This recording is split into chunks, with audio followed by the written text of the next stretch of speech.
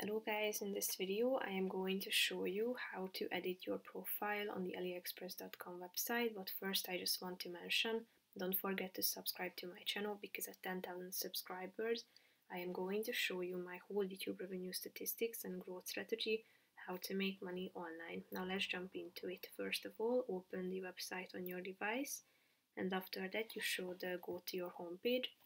Then tap on this account button at the top of the screen and click on My Orders, which is the first section. Then go to this left side column and tap on Setting.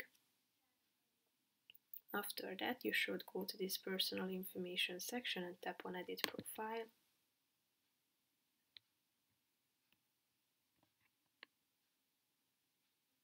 It might take a few seconds, but then you can add your name, then your email address, member ID, contact address, and zip code, postal code, and your phone number. If you tap on this edit button, fill in the form, and then click on the submit button, and then this information will be updated and added. So basically, that's pretty much it for this video, guys. See you in the next one. Bye bye.